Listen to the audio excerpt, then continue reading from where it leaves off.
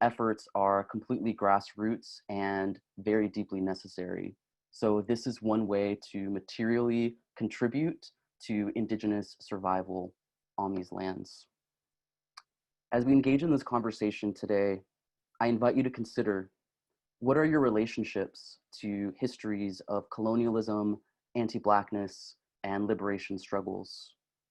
How can our practice of the craft be a force for decolonization, justice, and right relations with the lands, waters, humans, and non-human relatives?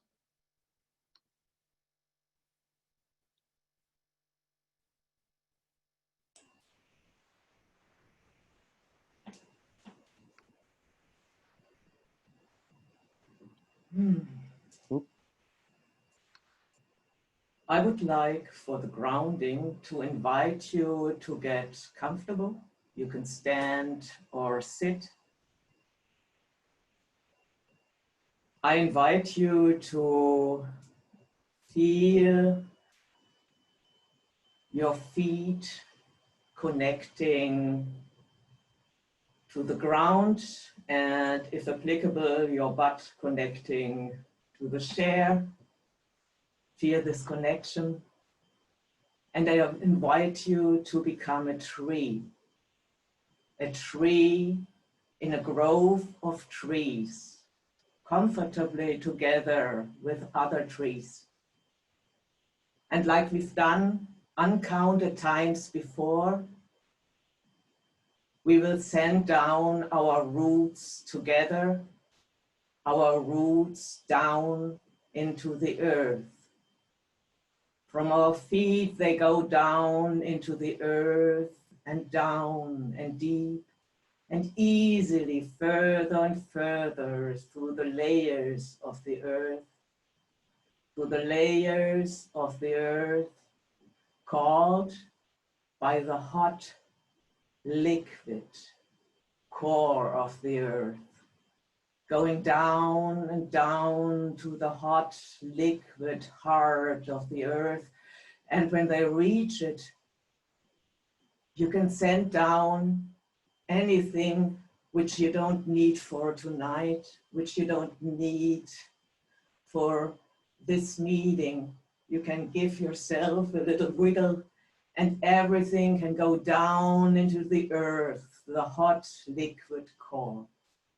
And from there, you zip up this energy, this hot energy into your roots, and up it flows easily, up it flows and flows up through the layers of the earth until it reaches your feet. And with a tinkling, it goes up into your knees, it goes up into your sacks, goes up into your belly and your heart, filling you fully, filling your arms and your head, which reaches up and become branches.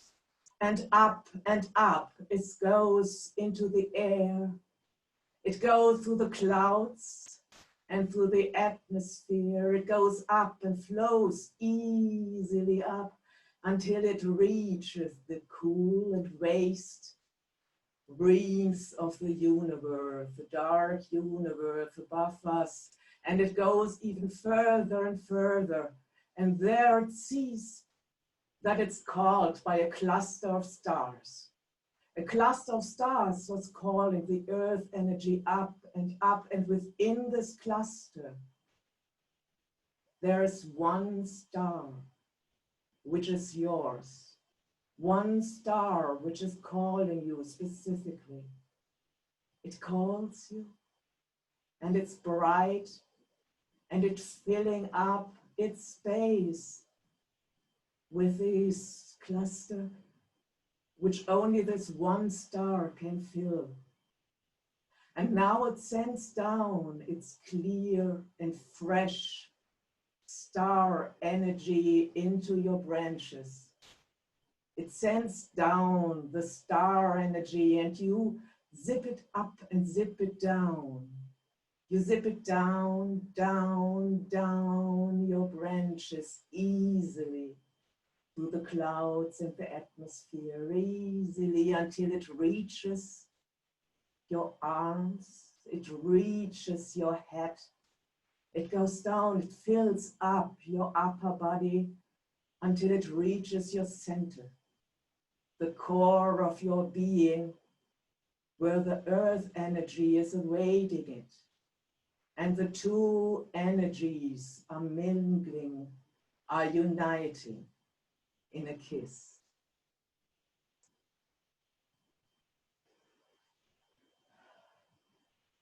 You are grounded, blessed be. By the earth that is her body, by the air that is their sweet breath, by the fire of his bright spirit, by the waters of our living blood, by all that is above and all that is below, we are of the world, in the world, between the worlds, and on the internet. On behalf of all of us, gratitude to the elements, always with us in our bodies, as in the world. I'm holding images of elemental support for today's gathering. Air, granting us clarity to hear truly.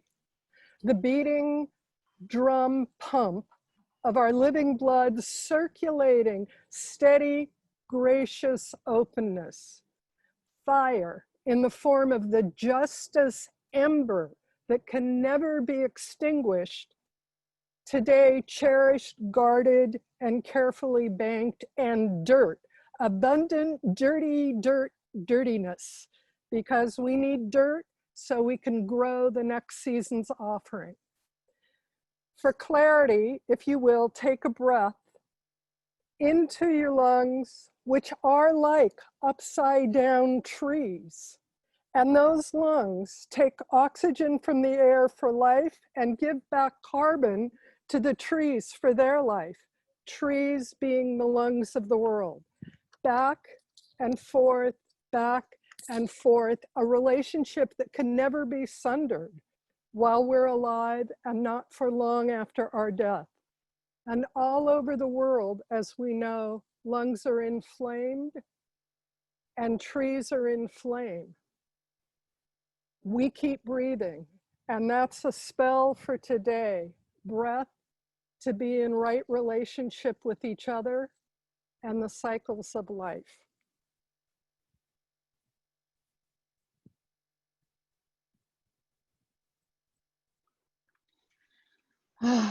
Let's just take a breath into that magical container.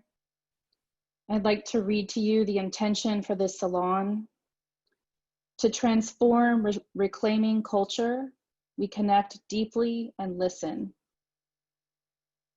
To transform reclaiming culture, we connect deeply and listen. I'll say it one more time. To transform reclaiming culture, we connect deeply and listen. And the motivation for this salon really came out of an acknowledgement that we are in a cultural change process as an international community, shifting our ways that we hold and understand power, and that we needed a forum to better understand the why of that. So we're not here to talk about the how or the what, we're here to talk about the why. So as we deepen into that intention, I'd like to invite you to connect with what brought you into reclaiming. What brought you into the reclaiming community? Was it through activism that you found yourself in this community? Was it happenstance? Was it magic? Was it the community or the people? Did you find sanctuary here? What was that pull that originally you followed in order to find yourself in reclaiming? And also, what keeps you in reclaiming? What keeps you coming back in moments when it's challenging, when it's hard, when it's beautiful? And I invite you to just take a moment to find an anchor on your body, whether that's your heart or your fetch or your intellect, your talker. Where is that place that in the body when you connect to what brought you into reclaiming, and maybe just touch that part of your body, just to create an anchor back to what called you here as we go through this salon. And if there's a moment when you start to feel pulled out, I invite you to reconnect with that anchor. And I'd also like to invite us to connect to the threads of our lineage, our teachers. And if you would like to write into the chat who your teachers were in reclaiming, who were those original teachers that brought you into community, your mentors, your fellow activists in the streets, your initiators, people who you took core classes from.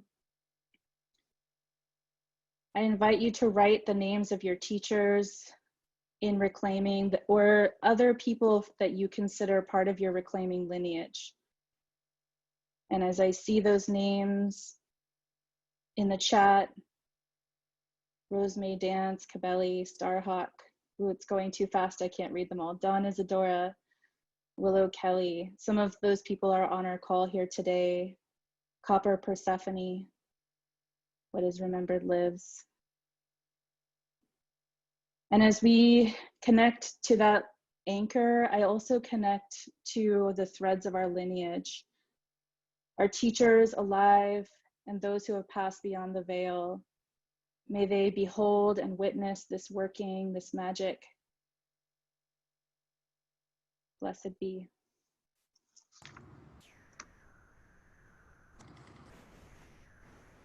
So again, welcome everyone. Deep, deep thanks for your time and energy and for your listening. Again, one definition I know of a witch is someone who listens with their entire body. So hopefully that is something that we can aspire to today. And just want to read and remind you of a few other agreements. This call is going to be recorded for folks that can't make it in real time. So just wanted to let you know that that's happening, and we're also having closed captioning so that that's available to you if you would like to use that. We're asking folks to rename themselves. You can just click on your picture, and in that top right corner, there's 3 tiny magical dots. And if you click on those, it will give you an option to rename. We're asking for your name, your pronouns, the place where you are in the world, and the original peoples whose land that is, if you know them. We're also just going to ask that you speak with your own truths and you allow other people's truths to be here. To avoid making judgments and evaluating. This isn't a time or a call where we're going to be doing any wordsmithing. This is really just a place for storytelling and listening and deep connection. We're asking you to be as fully present as you can, and that is, as much as you can in your body, but also if you wouldn't mind staying on the call, even if you need to leave the room or drop out, because we will be doing breakout rooms later, and if you leave the call and come back, it changes the count and shifts everything, so that would be super helpful. Again, please stay on mute. We're asking you to do something really hard, which is to expect and accept non-closure. We're not expecting to get to any kind of conclusion today. We're not going to solve either this issue around the principles of unity or racism today. I mean, I hope we do, but it's unlikely. And to just take the stories that come from this call and leave the names, that in some ways it doesn't really matter who says what. We're all just putting the ideas, images, experiences into the cauldron right now.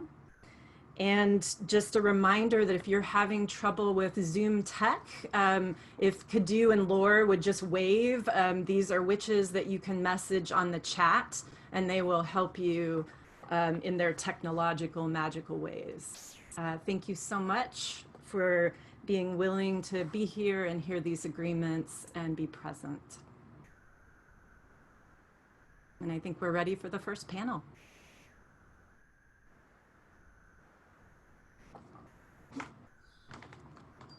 All right. So thank you, everyone. On the panel, the first panel today, we have members who were part of the Reclaiming Collective, a body that existed in the past that we very intentionally dissolved.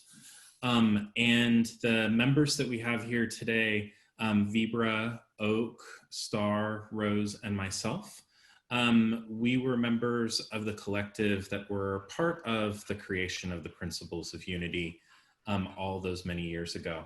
And so we thought that we would start with a little bit of a discussion on how the Principles of Unity were formed. So this is so weird. I'm sorry. I need to change my view so that I can see everyone. There we go. That's better. How did the Principles of Unity start? Star, would you like to start? Sure, I'll try to be succinct, but I'll say reclaiming itself started, you could say it started in 1980 when Diane Baker and I taught the first elements class, or you could say it started in 79 when we did the first spiral dance. But it was a bunch of people in the Bay Area. A lot of us had been activists since the 60s. We were feeling a pull toward a spirituality and looking into the ancient goddesses and coming out of a feminist political orientation, as well as having done anti-war work, and wanting a spirituality that embraced that didn't tell us we should, be out of the world, but actually engaged with the world. And we started just teaching classes, doing little rituals. And like a lot of these things, I think what happens is these things start with friendship networks. And our friendship networks are embedded in an overall very sort of very de facto segregated society. So that unless you actually are consciously starting an organization and thinking about diversity and stuff, if you just start with a bunch of your friends, oftentimes you're going to end up with a group that looks kind of like you. And my women's coven and the first teachers in reclaiming, we had, I think, 5 Jews and an ex-nun. By the time we got around to the Principles of Unity, we had already been in existence as a group for, I think, something like 17 years. A lot of us were veterans of groups in the 60s that spent so much time writing their Principles of Unity, they never did anything. So we had avoided that. But in the mid-90s, we got this idea that we should get a physical space, like a warehouse, and have an actual temple. And we called a big community meeting about it. And much to our surprise, what our community told us was, who the hell do you think you are? You want us to support getting the space and doing this, but you are a really insular group. We don't know how people get into the collective, how people are chosen. At that time, the collective had gotten really insular because we were conflict avoiders and we didn't have a good way of ever getting anyone out of the collective. And we'd had a lot of conflicts like any group. And so we had basically stopped bringing people into the collective. And the result was we had people who were doing all the work who weren't actually in the collective. And we had people in the collective who were actually no longer doing any work, but were there because it was part of their identity. So we realized we had to restructure. And we began this process of restructuring the collective. At the same time, we had been teaching witch camps, which had started with a few of us from the Bay Area going off and teaching in different places. And the idea with the witch camp was always to seed local community, and it succeeded. And by that time, we had many local communities and many incredible teachers who weren't in the Bay Area who were starting to complain that they actually had no voice in the structure, the way the witch camps were run. So we were also restructuring the witch camps and trying to figure this all out. And we decided we needed to actually write our principles of unity, and then we could let go of having to control everything and open it up. We had a retreat where we brainstormed our values. That was beautiful and went really well. We had another meeting, a follow-up meeting, that was horrible. It was like half the group showed up late, announced they had to leave early. The process just was not going well. People were irritable. At the very end of it, Judy Foster, one of our dear members, announced she had cancer. And it just doesn't get to be really much of a worse meeting than that. And then we had no more meetings at all. It wasn't like we decided not to. It was like just nobody organized it. And that really could have been the end of it right there. But during that time, I and Beverly and a couple other people took a permaculture course with Penny Livingston Stark. And one of the processes that we learned about is called a charrette, where you divide into small groups.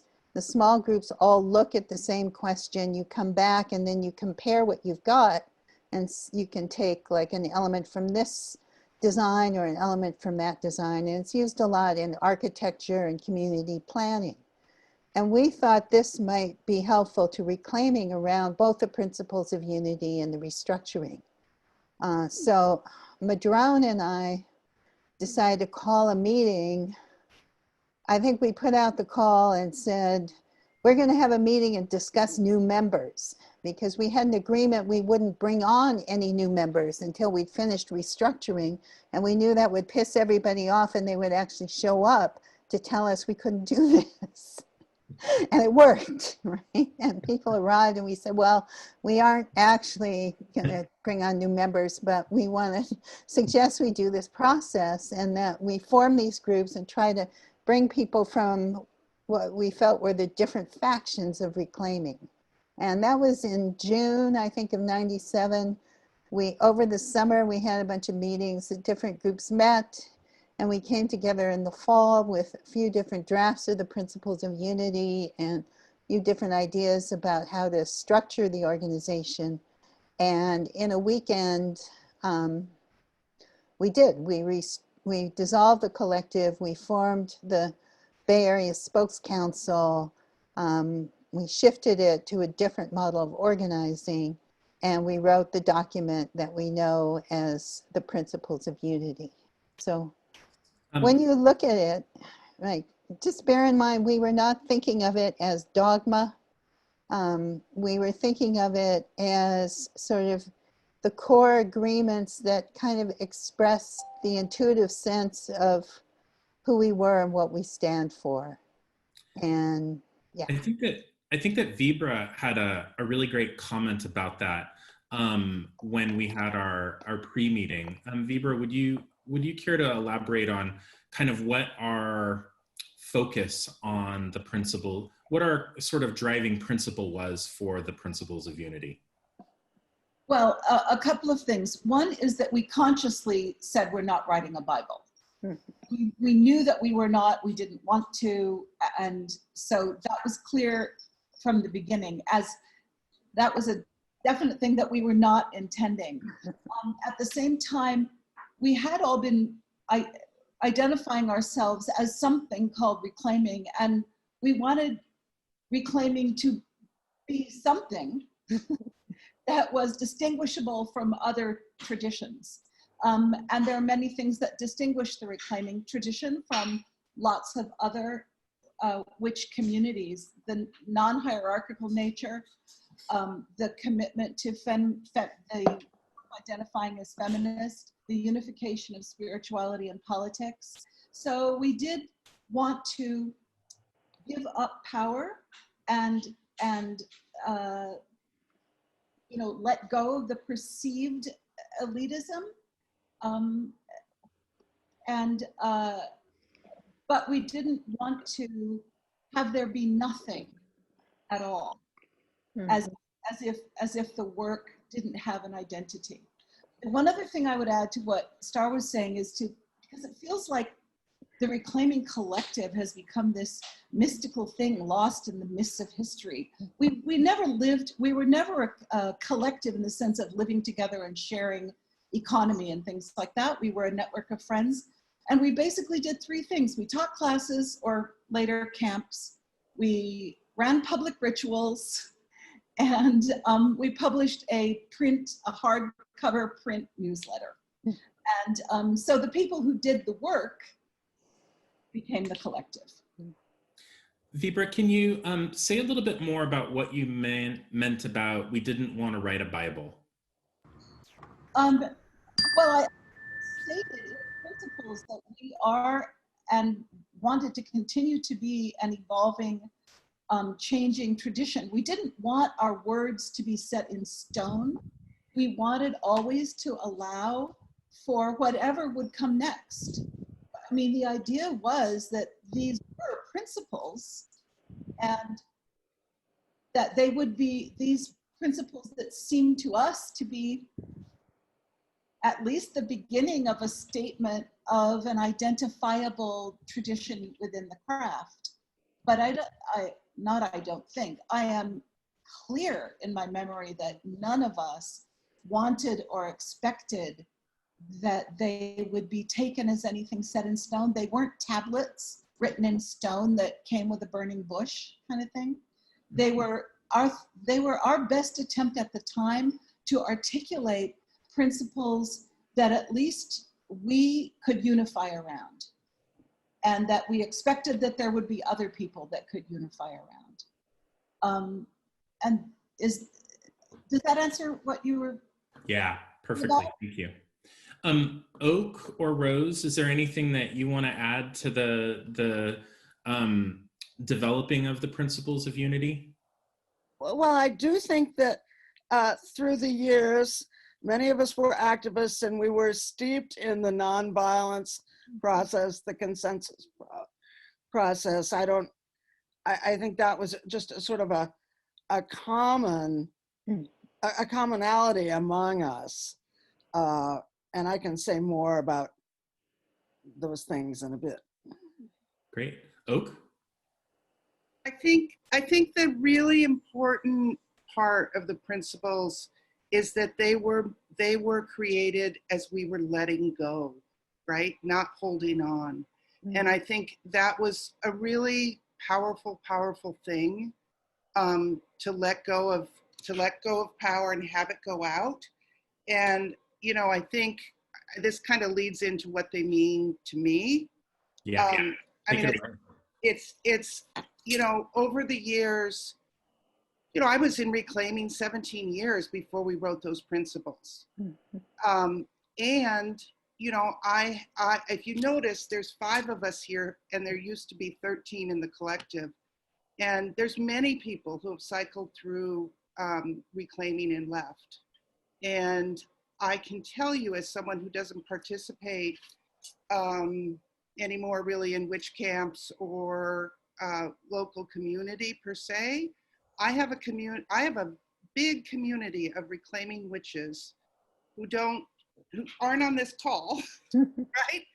Who are reclaiming witches because the principles of unity are something that are still in them, in me. I'll speak for me. Those principles of unity still are organizing principles of my magic. And as therapist, I tend to get clients to do organizing principles of who we are. And I think we did a pretty damn good job. I love that we're having this discussion, because the last time they changed, I think it was a healthy change, because we are an evolving and dynamic tradition. And I think one of the big things is that you can go away from organized reclaiming stuff for years and decades, but still really be a reclaiming witch, because those reclaiming principles of unity are how you live. Thank you. We had a funny conversation about the reed and the place of the reed. And I'm wondering if one of you would like to sort of recap that conversation. Well, I can say I think it's really weird that the reed is in there. I mean, it's really weird. I don't know how we consensed on that, because what people should know, like the different factions, like at the time we were letting go, Gwydion and I were in fairy fire in a coven with, there were 5 of us on the collective, and we were nothing about the Wiccan Reed. Yeah. But then people remember that it was people in our coven who wanted it. I don't know. I don't understand it. It doesn't make sense to me. But yet there it is. I mean, I've always just thought, well, how'd that get in there? But like 12 steps, take what you need and leave the rest. Rose? Yeah, I want to say that in elements class, what I learned, the phrasing was, "An it harm you, do what you will." A-N, which is an archaic form of if. And that is so cryptic. Yeah. Because, I mean, another thing I learned in elements class was you cannot light a candle without casting a shadow. And I feel like it's an interesting thing to have floating out there. And I am no longer attached to it when I see the arguments against it. Vibra? Yeah, I've never been attached to it, but I think for me, I don't have any of that training of the traditions where it comes from or whatever, but I think the way I handle that is that I feel like almost for me, the most important thing in the principles of unity is the statement that we're all our own spiritual authority. So when I look at the reed, it says, harm none and do as you will. I read that, I understand that as consider the consequences of what you're doing and then do as you will. That's how I understand it. That's my interpretation of it. But I don't know what it means to the people who wrote it.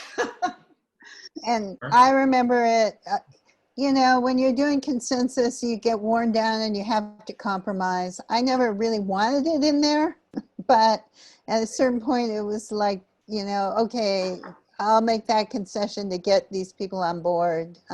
Gwynny and I have different memories of who that person was, but none of them are still in the collective. So. Exactly. Yeah. I don't know, again, if we're talking about 13 people in the collective. Yeah. That was a high number. Most of the years, I think I joined in either 83 or 84, I think 83. And so I wasn't there in the very beginning, but very often there were 7 people in the collective or 9 people in the collective, teaching the classes, publishing the newsletter, and doing the public rituals, and sweeping the floor, and using the light table, and all the things. Yeah. Oh, I did that. Yeah. Cutting out the articles and using the light table. Yep. Let's talk about nonviolence. There's a piece of, we use that term in the Principles of Unity as one of those words that really has a whole bunch behind it. It's one of those, what I would say, it's a code word that actually means, as I recall, that what we really meant when we said nonviolence was specifically around nonviolent civil disobedience, and that really came from the activist experience that many of us brought in. Can you talk about what nonviolence within the Principles of Unity, why that was there and what that was intended to convey? Well, I think, Gwydion, I think you're right that this is so much part of reclaiming history and tradition, that we have been activists and we have been spiritual people out in the streets, and doing and practicing nonviolence and doing rituals that model that.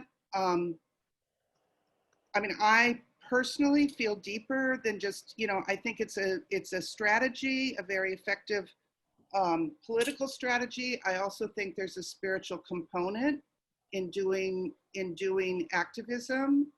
But I also think there's the core of like, I do think it's one of the organizing principles of my life to try and combat and counter and heal people that have experienced violence.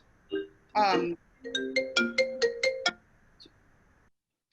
heard a phone call. Anyways, that I mean, that I do think, however it gets reframed, that still combating and countering and helping people heal from violence, because that is, you know, colonization, white supremacy, patriarchy. It's violent. It has injured us all. And so I think for me that's what I hear when I say when it says nonviolence. I mean, I don't really care about clearly I don't give a shit about the Wiccan Read, but I really don't. And the value piece, this is very interesting because I probably would have wanted to hold on to that dearly in the past, but I have come to a really. What caused that to change for you? What caused that to change is really experiencing finally in my body when we say no justice, no peace, and that we can't have peace right now. There's COVID. I mean, people are risking their lives to go out and protest, right? And because there's no justice, and so we can't just be peaceful. Now that, to me, that doesn't mean being violent, but I also don't think property destruction is violence. And I mean, this brings up I do not read this part of being nonviolent as meaning that we can't hex or bind, or that it means some way that we spiritually practice, right? I mean, I personally don't do that, but that's a personal, you know, over the years you learn what works for you and what doesn't, right? And every spell I've done like that has not been good for me. So I think that's an important point to bring up, is that I personally, in a number of different situations at Witch Camp in particular, have seen the read and the nonviolent statement used as a stick to shake at people when people disagree with the work that is being done in ritual together. And I've seen this directed in particular at people of color within our community. I have seen that somebody has asked me questions and then turned around and shaken that stick at somebody else who I directly co-led something with. Yeah.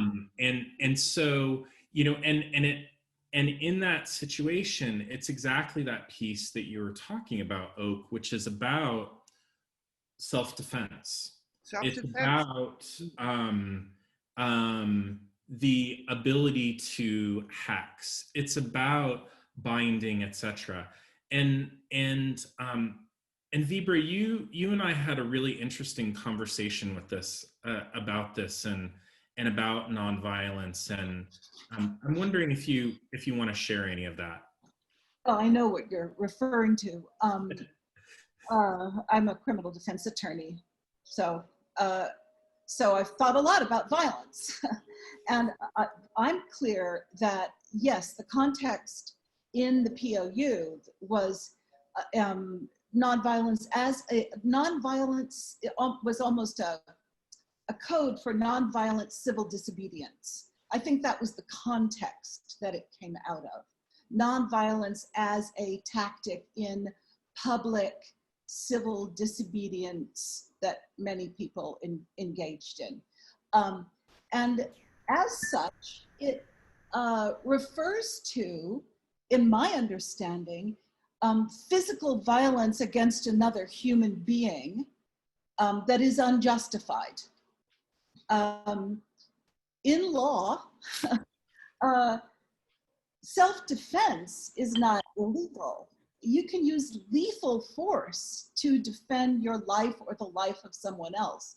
So there's not, to my mind, morality or morals or principles don't require us never to hurt somebody else, even physically, when it's necessary, if it's necessary. In political actions, that's rarely necessary, but it could be.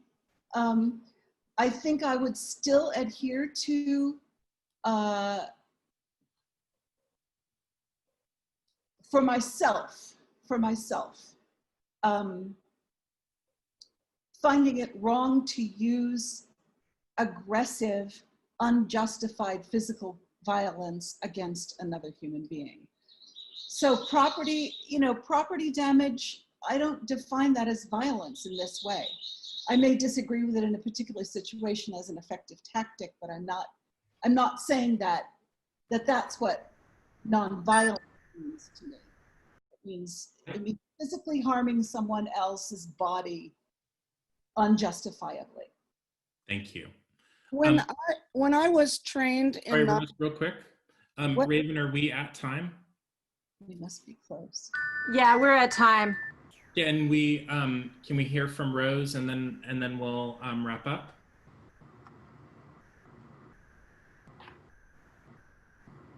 Could I say one thing quickly before we do about this? I want to talk. I mean, after you. Yes. Yes. Excuse me. I was trained in nonviolence that it was a tactic, and we were using that tactic, among other things, to keep ourselves safe. And I've been in nonviolent actions with people that are far more nonviolent than myself, long-term, very respected activists. I was in a demonstration once where the police were making me mad. And I spoke in a loud voice. I yelled at the police and I was shut down by this group of Quakers who said, "No yelling, no yelling." The other memory is when we were out at the porch and we were protesting the loading of a ship bound for Israel. And all of a sudden, they were shooting rubber bullets at us, and we ran. Now, that's one of the things in the agreements that we agree. We will not run. But when something's coming at you, you gotta run. That's all. That's all.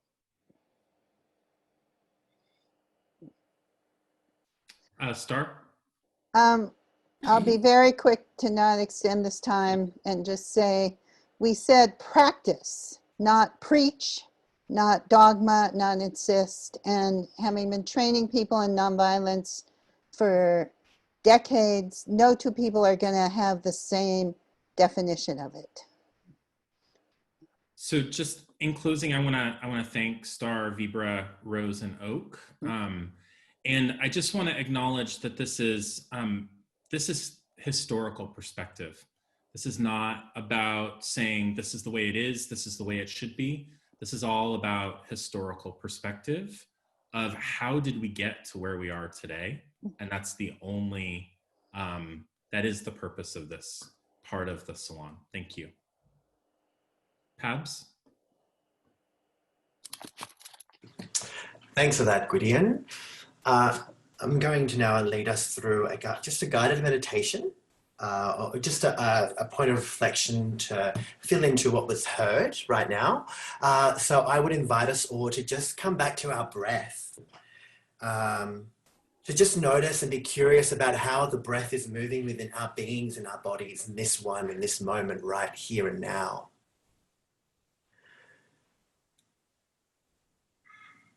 We've heard a lot in those 30 minutes. And for some of us, it may have felt a little crunchy. It may have brought up frustration, or it may have brought up something else. And because we are witches, perhaps with the breath that moves through our beings, we can create space for that, for all those things that came up and came down and came through. And so I invite you to breathe, to consciously breathe, to consciously breathe.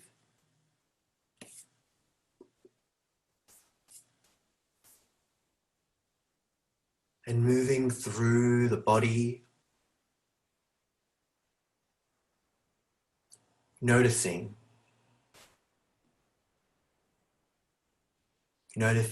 where things may have landed.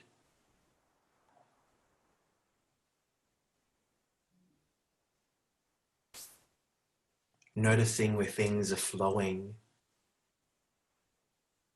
moving like a river.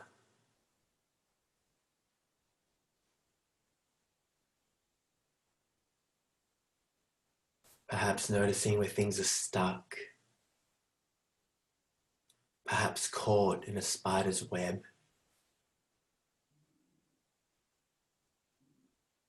Breathing into that space.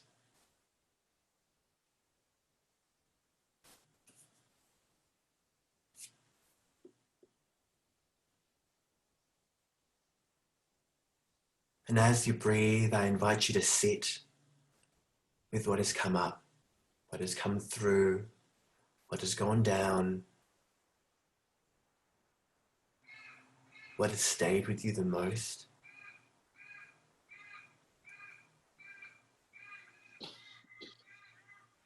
And if it's available to you, perhaps you have writing implements around you and you feel the need to journal, to write,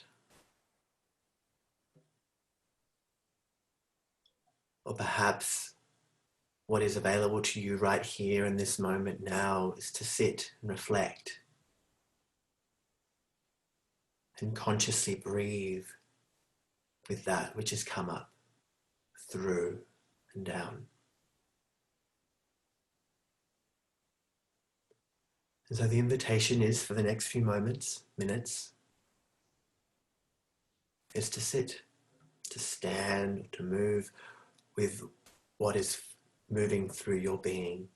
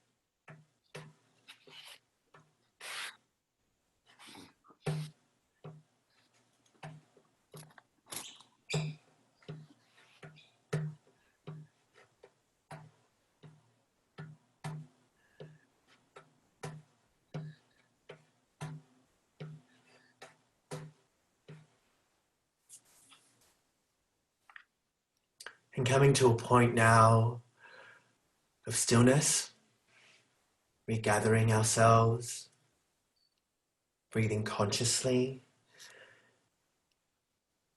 Perhaps you've written things down, or perhaps reflections have come through you, and knowing and trusting that you will have time after this whole process to revisit those. But for now, I would ask us to reground ourselves, thinking back to that wonderful grounding that Sabine offered us at the beginning. As these trees within a forest of other trees in community, with our roots stretching down deep into the earth that is our nourisher, with our branches reaching up until stars, reminding us that we are children of starry heaven and fertile earth.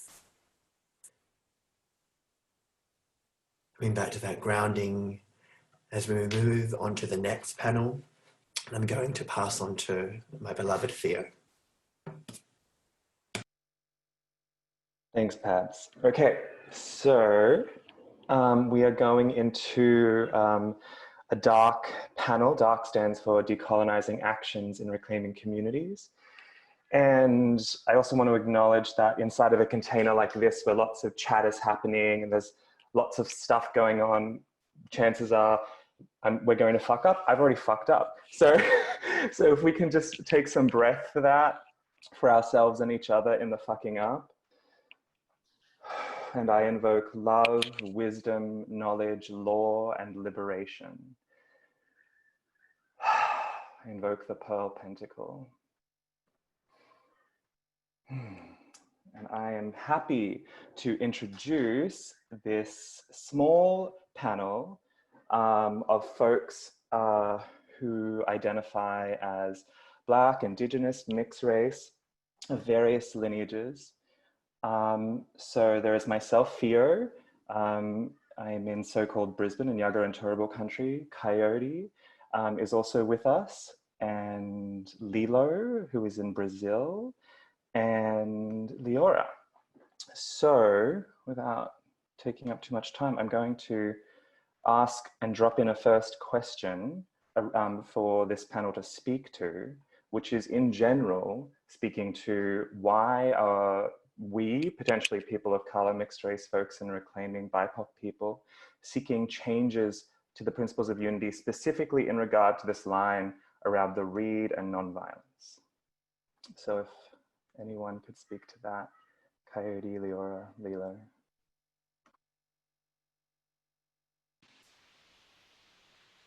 Hi, I'm Coyote. I'm calling from what is called Vallejo, and is the land of the Patwin and Sassoon people. For myself, I often find that the read can somewhat cause a division between folks who are physically fighting for their survival, which may be against police brutality or against white supremacists who are attacking, or magically binding, protecting, reflecting magic, reflecting energy back.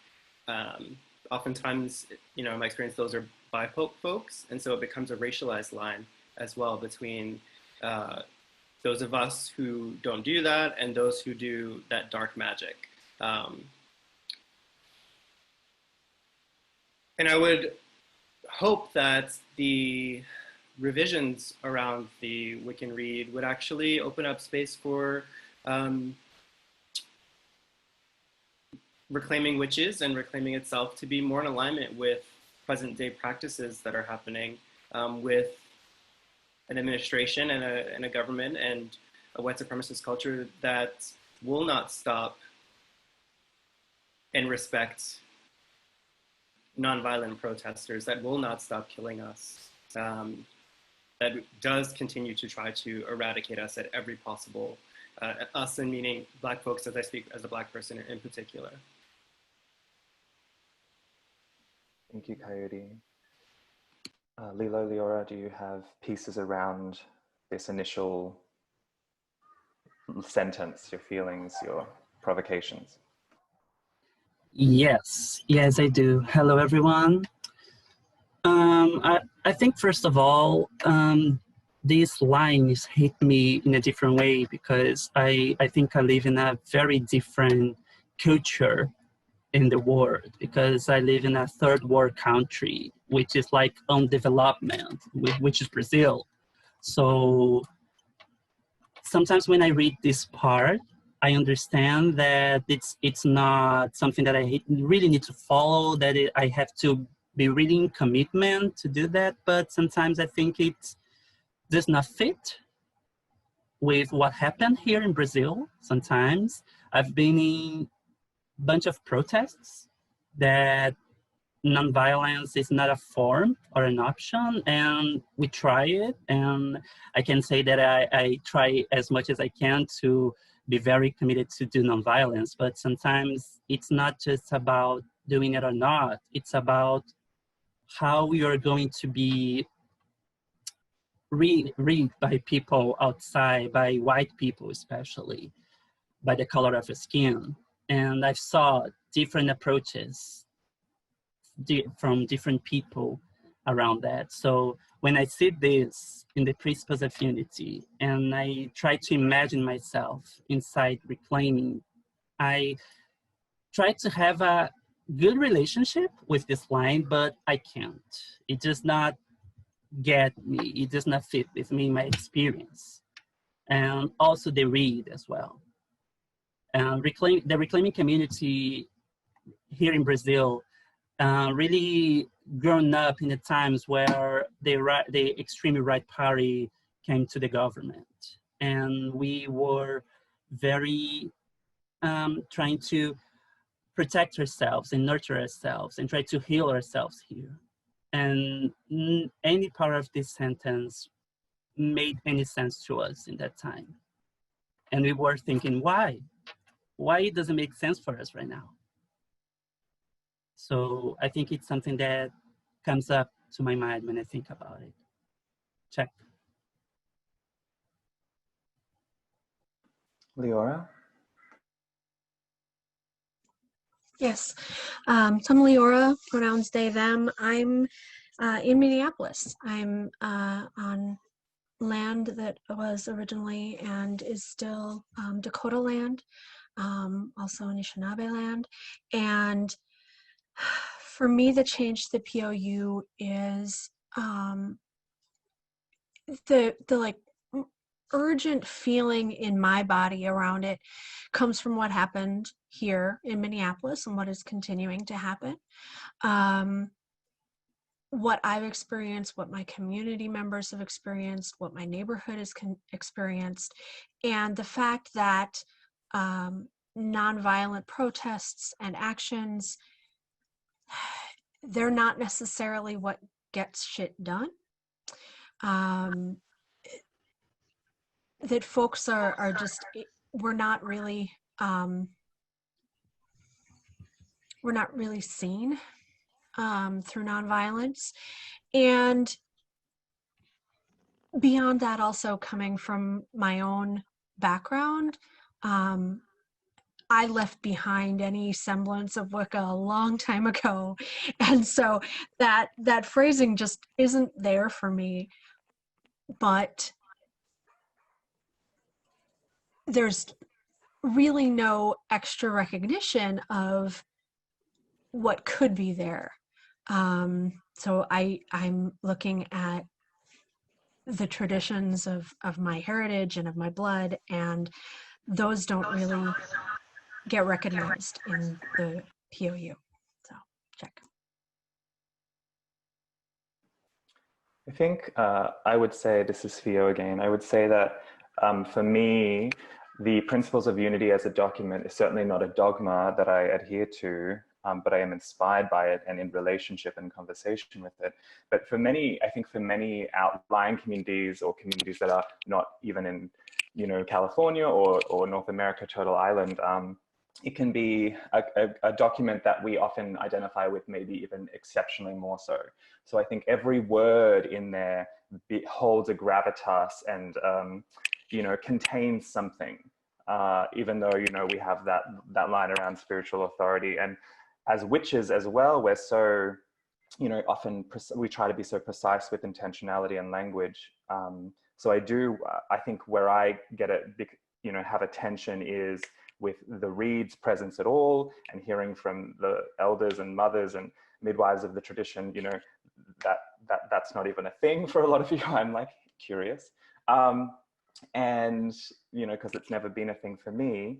And I think also the particular country that I live in, or the continent that contains many countries and nations of Aboriginal and Torres Strait Islander communities, I know and have been taught histories that have been actively suppressed about the violent invasion and colonization of this continent and Tasmania and the Torres Strait Islands, in which sorcery and magic was used against you know, invading forces, and also the Great Frontier Wars, in which many Aboriginal people died, but also that were highly strategic wars against invaders, and, you know, the resistance that continues to this day that has so many strategies.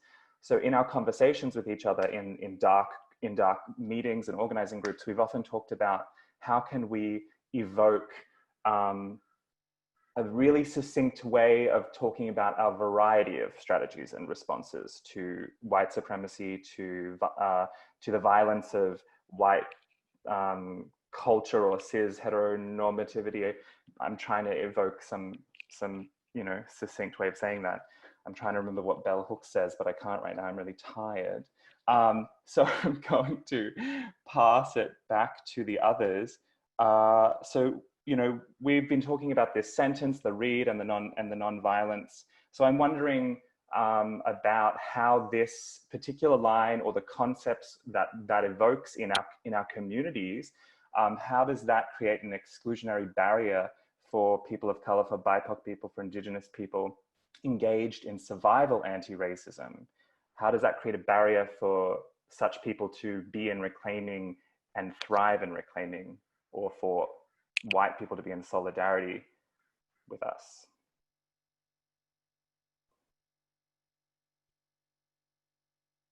Thanks, Pabs. So, Lilo, I know you have a lot to say about that. Yes, actually. Can you just repeat the two questions? Yeah, sorry. The question is this question: how does the read create an exclusionary barrier for BIPOC people engaged in survival anti-racism who want to be involved in reclaiming? I would love to I asked you to repeat this question because it's not just a question for me, it's kind of an affirmation. Because I often think that in reclaiming, we have the principles of unity as something that we have to be in a relationship to be part of. But sometimes I think that behind it, behind the surface of reclaiming, there's this reclaiming culture that we don't know who created, that we don't know who created it, that we don't know who started it, but we know that we are part of it. And we know that the principles of unity are not something that we have to really follow strictly. But when we go to this culture of reclaiming, that line of nonviolence and reading sometimes came up as something very specific to, especially BIPOC people, as something that we really have to revisit, or you really have to understand that I often have some people just trying to explain to me what is this line, because it seems to them that I didn't understand that. And I was like, I know what is this. So you don't have to explain that to me. So sometimes there's this culture of reclaiming that appears. And it's funny because I think that I'm constantly saying that it doesn't work for us at all sometimes, or at all in Brazil. When we were at protests here, it doesn't work for us. And when I arrived in reclaiming and saw that, and I saw that it was something important and very core to reclaiming, I really tried it.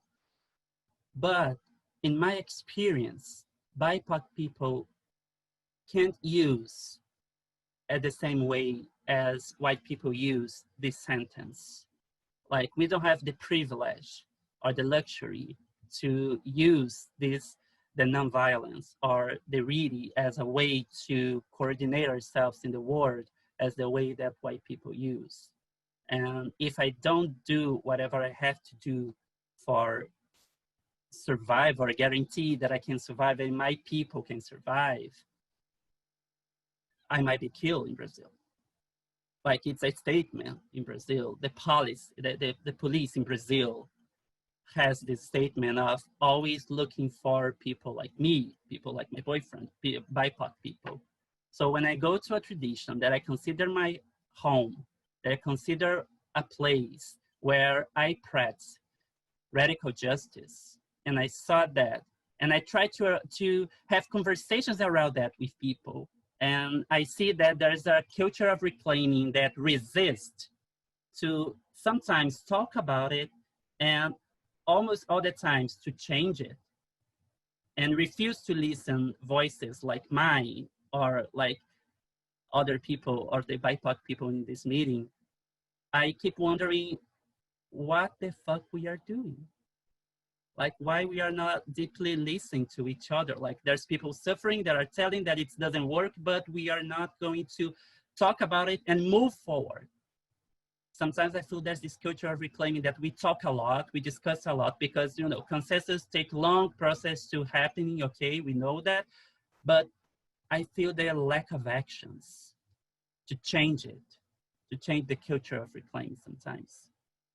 And this culture is very weaved with a lot of other things because it's part of our society and we are part of this society.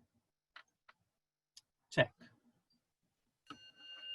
This is Preston. I can definitely easily call to mind two examples, one a few years past and one more recently, where the barrier was so stark to me. You know, maybe like 7 years ago, some reclaiming witches that organized in response to a white police officer killing a Black person in Oakland, had organized collective spell work to bind the Oakland and Bay Area police from harming Black and brown people. That was the specific intention. And I remember going to Terrace Temple to do that work. And it was the most, percentage-wise, it was the most BIPOC folks I had ever seen at a reclaiming centered ritual, working, gathering at all.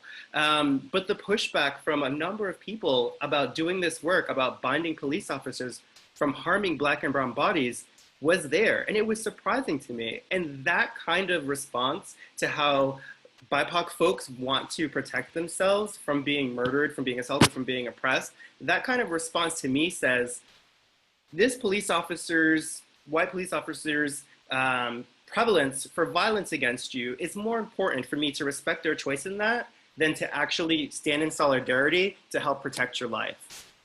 That's not just a barrier, that's a kick in the teeth.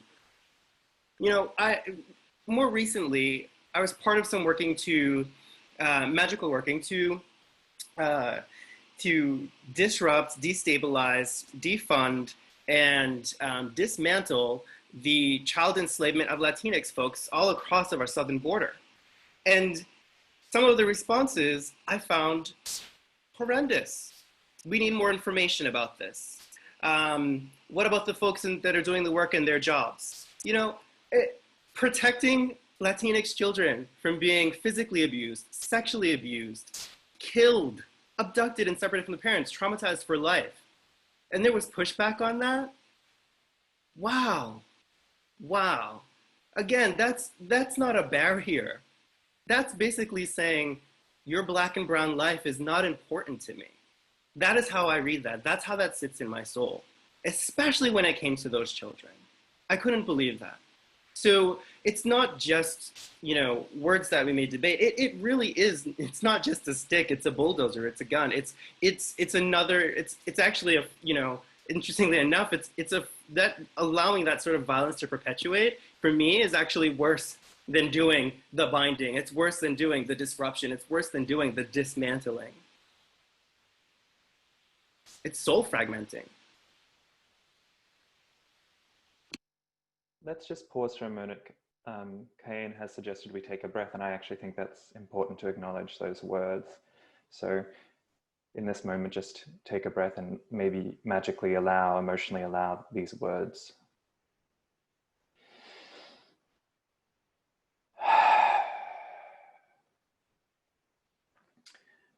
And transparency, Gwydion, I have lost the time track.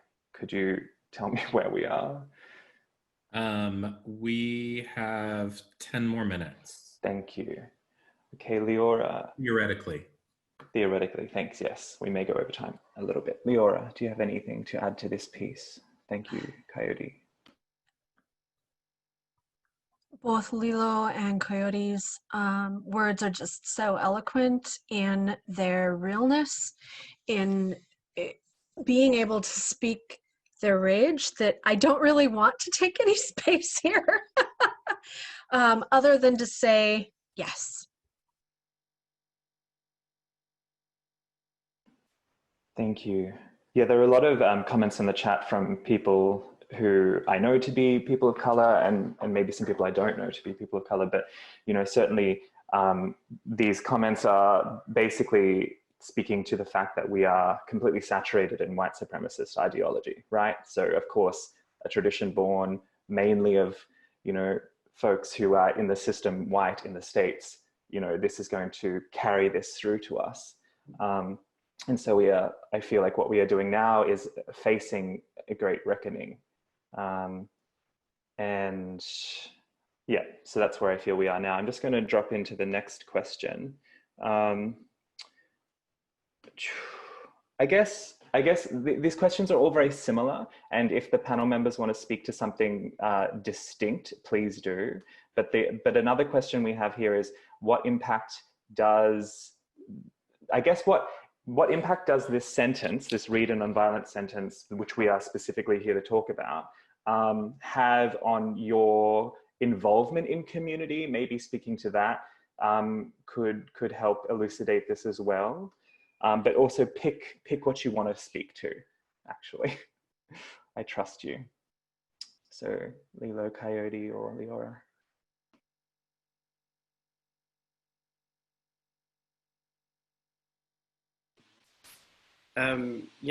I was that person that was co-facilitating with Gwydion,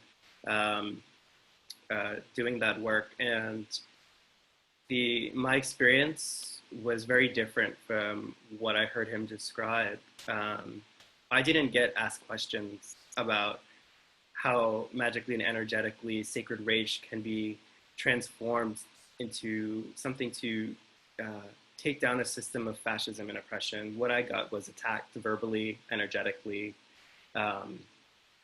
almost all, not physically, but I remember sitting with a team of other reclaiming teachers and witches and having them energetically and ceremoniously pull the arrows and shards out of my back while we debriefed on that session, because how folks chose to respond to the Black person co-facilitating, co-designing, and co-leading that work was very different to how folks choose to respond to someone who they may have perceived, and I have perceived as a white cisgender male.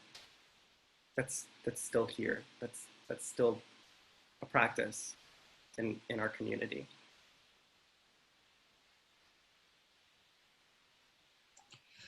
I would say in community, for me, I've been recently having some fear and distrust, not really knowing if folks would have my back if push came to my actually having to shove someone.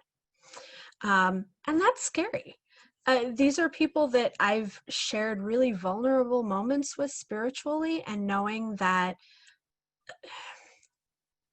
fearing that folks may hold to words rather than identified harm and need for repair, it hurts.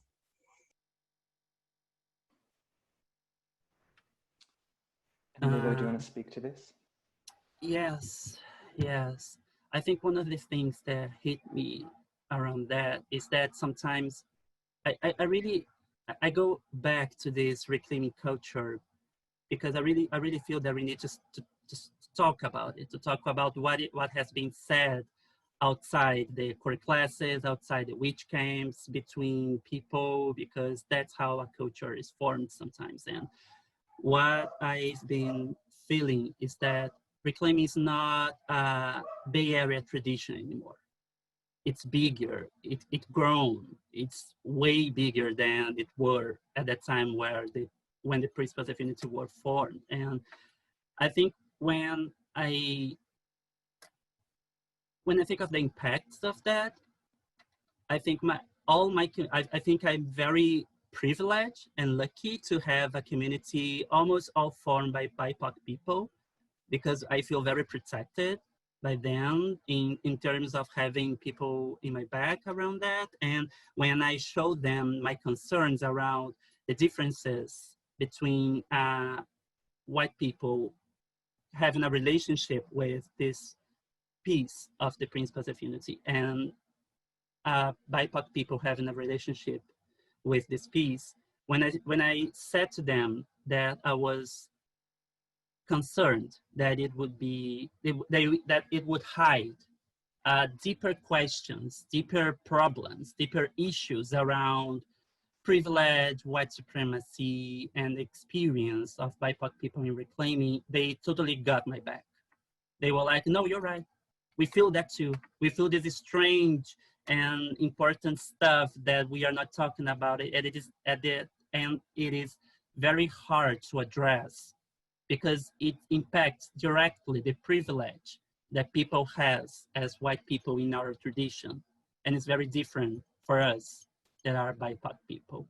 One of the things that I could think about it is that we are, as BIPOC people, and I'm sorry if I'm using the word we, but I'm constantly hearing stories and things that happen to us, to BIPOC people in our tradition, related to this piece. And I know that these people talked about it and nothing happened. We are constantly addressing our suffering around this and nothing happens. Nothing, like nothing. And one thing that I just said in a comment on the thread of Facebook was that my community has been talking about it for 3 years, because it's 3 years that we are developing and growing here. And we are trying to address that. And I know that a lot of people are seeing these impacts in our tradition, but it were only just when in the United States happened all this movement after what happened with George Floyd, that something really started. It keeps hitting me that even though reclaiming is bigger than the US, it remains in the US. And I think that's an impact too to emerging communities that are trying to emerge all around the world. So I'm talking not just in the place of a BIPOC people, but in the place of emerging communities around the world that are trying to emerging because we identify as reclaiming witches in whatever place we identify it is. Check. Thank you. So in the spirit of adapting in the moment to suit the needs of BIPOC people, I'm going to invite Kayin to also speak right now. Thank you, Theo. Greetings, everyone. So one of the things that, and I've said a lot of this in the chat, but and I agree that although the conversation has focused on specific language and the experiences in relation to the principles, what I'm observing and feeling is that, and people have already made this is much larger than just the principles, right? And so the power of this conversation is that we're talking about culture change. We're talking about the express needs for reclaiming to evolve its culture, and its and culture is also related to power, because who gets to create aspects and dimensions of culture.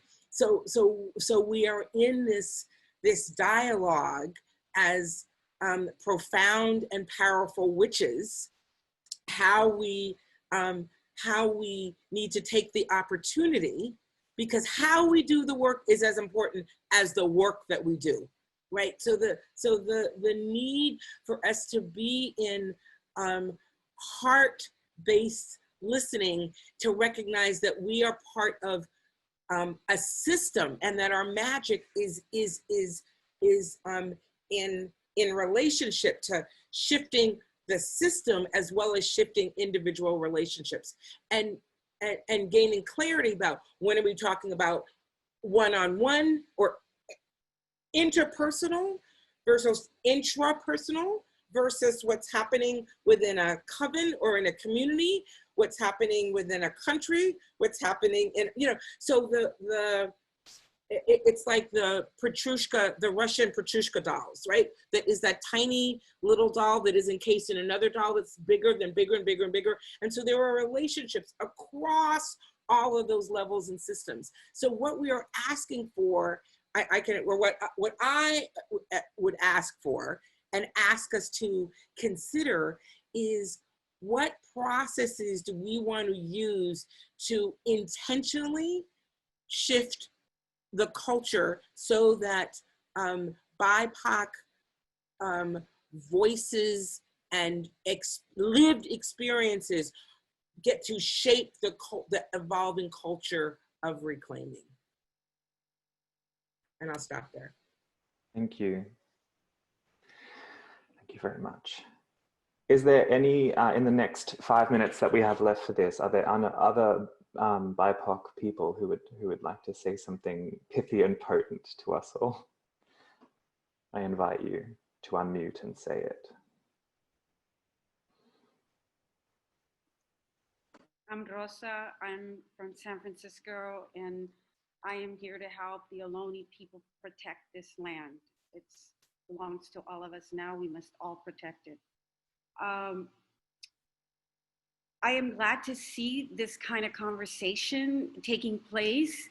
We have had this conversation for as long as I have been in reclaiming, the past 35 years or so, and it is agonizing, frustrating, you name it. It is that and much more.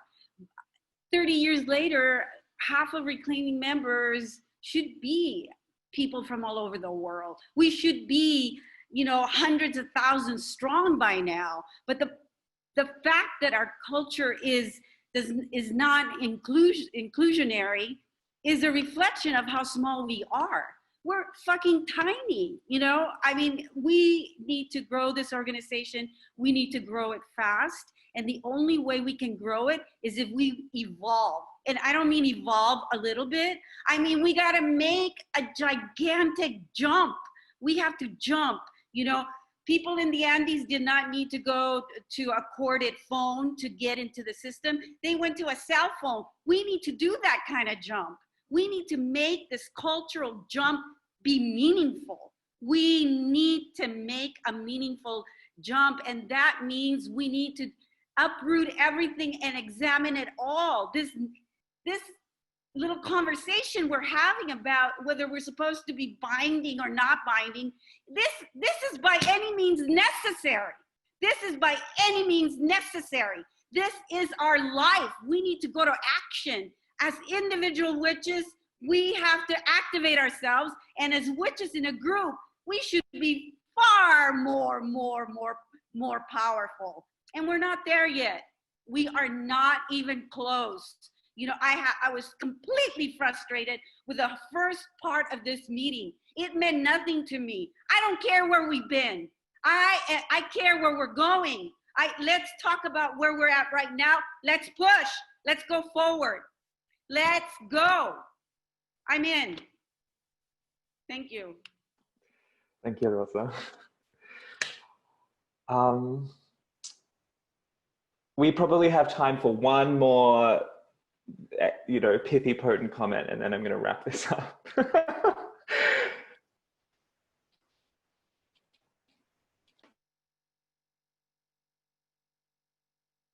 Can you see me? Sure, yep, go for it. Okay.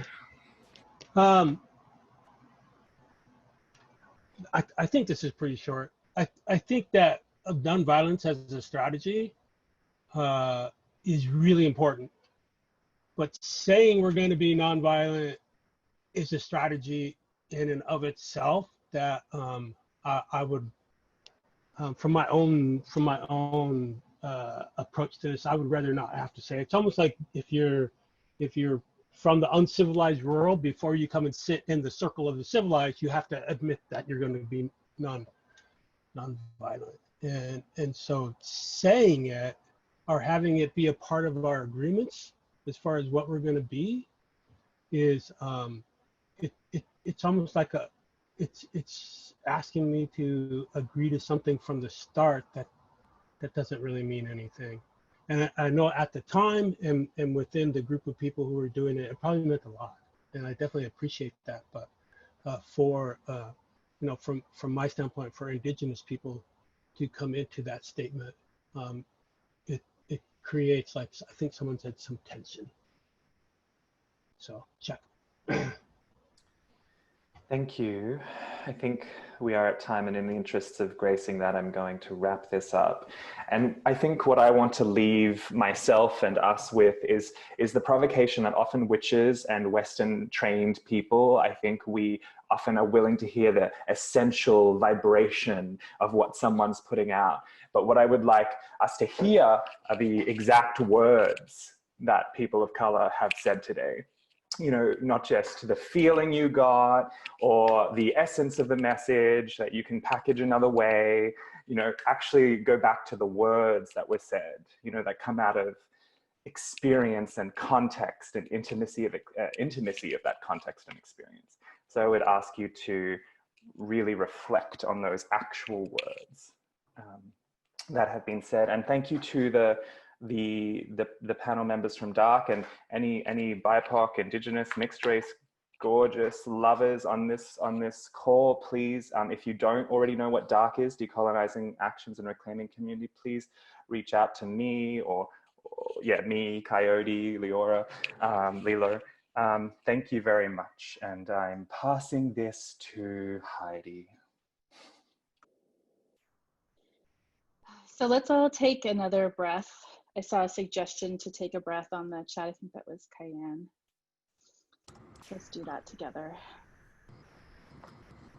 And receive and behold the truth of everyone who has shared in the chat and through their words and their passion and their lived experience. So we're going to transition into some breakout groups to allow time for people to discuss. Raven, are you raising your hand because you want to add something? Yeah, I just want to say, everybody get ready for some imperfection, because I have been looking through the roster of who's registered and whether or not you identified as being Black, Indigenous, POC.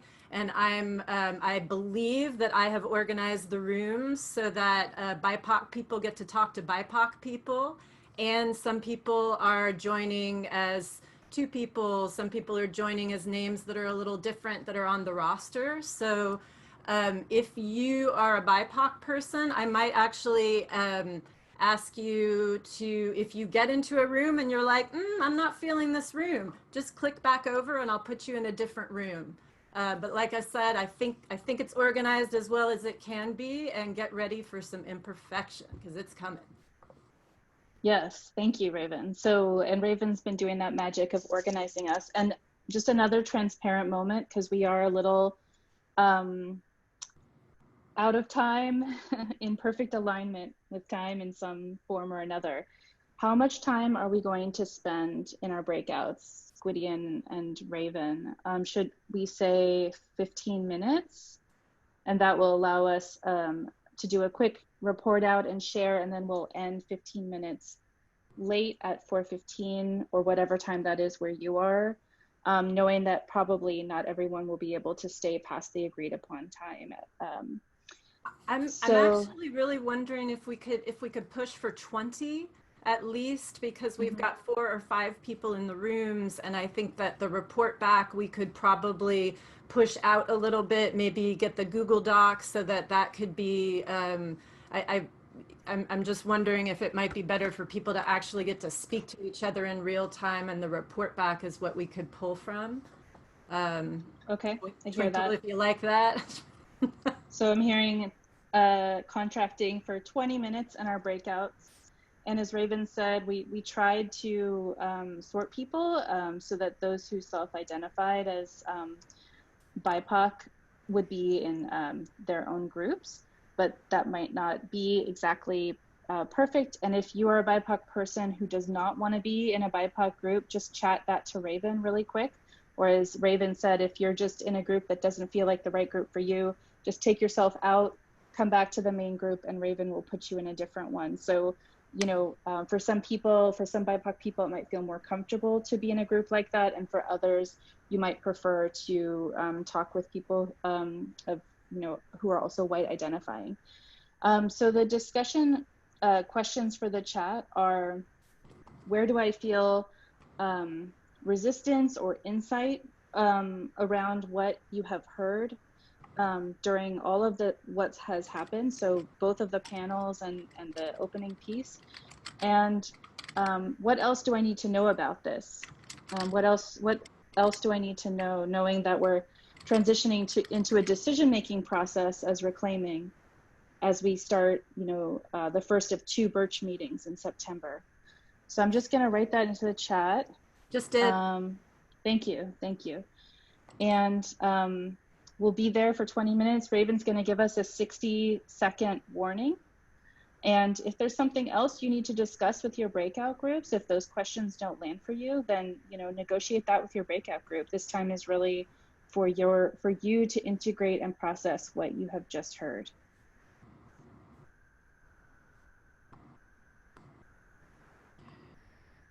So I'll hand it over to you, Raven, to magically sort us. Here it goes.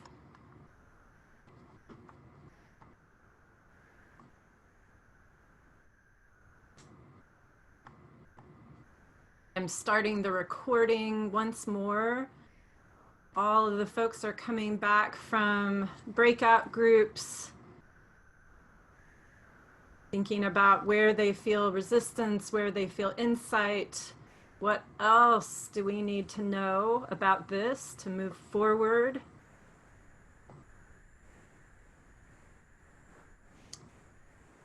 And just acknowledging that we're, especially with the technological hiccup at the beginning, we're a bit over time. And so I think Heidi and Gwydion, we talked about pulling away from the report backs. What we had originally planned was for everybody to write their report out in the chat and to read them out loud. But also acknowledging that some people might need to go because we had contracted for time until 4 p.m., at least Pacific time, knowing that people are different times all over the world. So we still would love it if you would be willing to write your report back, anything that you want the group to know in the chat, and Kadu and Lore, the tech witches, are going to compile this into a Google Doc that will be available for everyone to read and to add to. Heidi, do you want to say anything else about that? Yeah, feel free to just, add it to the chat. We'll share it. We can start a thread on the international group. I'm not sure everyone's on Facebook, but we'll try to collect it in a number of different places for people. And it's also helpful if you can tell us how you found out about this meeting. We were trying to let people know through the Yahoo groups, the email groups that people are still doing. Some people do Google groups, some people do Facebook, some people do phone trees. So we're really, really trying to get as many people as possible to be part of this discussion. And there were some really amazing things that were shared today. Again, just reminding us that the intention for today was really to listen and to absorb what you've heard, to listen with your whole body, especially to voices that maybe you haven't heard before, and some really other amazing things that I just heard in the chat right before we went into breakout groups. Cayenne also wrote that this isn't about intellectually understanding and so just like, what do you understand? What do you know with your body? How can we take this in? And Rosa just reminded me that magic is about not just talking about things, but making things, doing things. So what can we do with what we understand and absorb? How can we actually move this forward into action?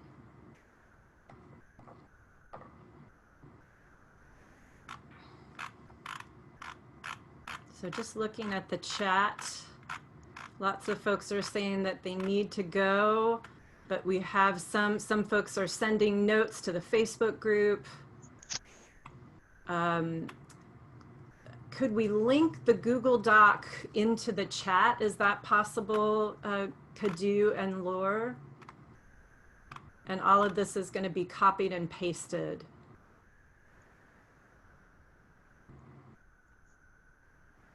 But just some food for thought before we close up from folks who have already posted. Systems and culture of reclaiming are really important to examine. Some calls about how do we make urgent decisions quickly in urgent times while respecting consensus. Maybe there could be some structures for accountability to BIPOC. Words or symbols and code language that encodes white supremacy. This language in the POU is a code that says white people in reclaiming don't value the safety of BIPOC in reclaiming. Accountability structures are necessary. The impact of white supremacy and a feeling that this sentence from the POU is neutral rather than an exclusionary barrier has caused deep harm. So a lot to consider, a lot to think about. And I think for now, let's just keep listening with our whole bodies and close.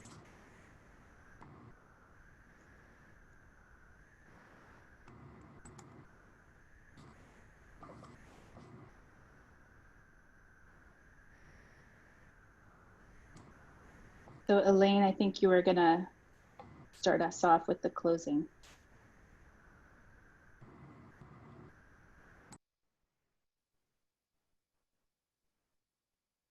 All right, let's do this as call and response. The circle is open but unbroken. It's open but unbroken. May the wisdom of our beloved dead go in our hearts. May the wisdom of our beloved dead go in our hearts. With fierce joy we meet. With fierce joy we meet. And all together, with fierce joy we part. And with fierce joy we part. With fierce joy we meet again. With fierce joy we meet again.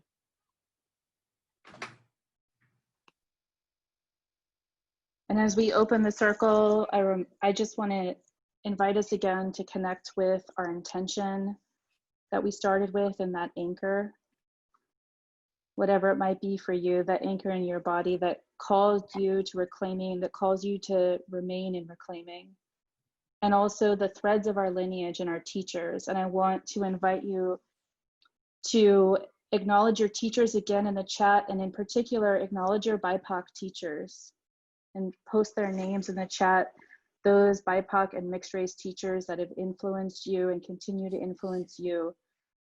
As we move forward,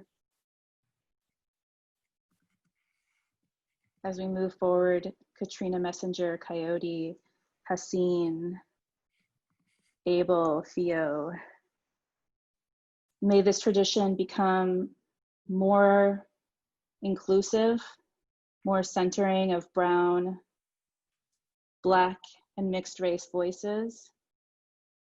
May we transform our culture. So I'll just let you know that we're going to share this recording, and we invite this discussion to continue. Birch is going to be organizing multiple meetings. I'm not on the Birch committee, so I don't have more information except what's been posted. But I think there's a need for more forums like this, and anybody on this call, and I particularly invite white allies on this call, can organize more forums for discussion, for learning, to better prepare us for this change process that we are in, and for that moment where the decision is made. I invite you all to step forward and help in whatever way you can. And I'll just also note that DARC does have a proposal, we've consented on it, for the proposed change to the POU, and we'll be releasing that soon, so just look out for it.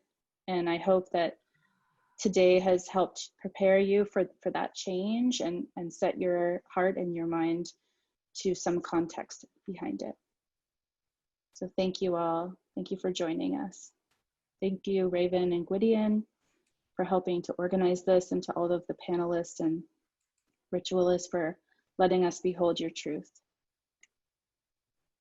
Thank you, everybody.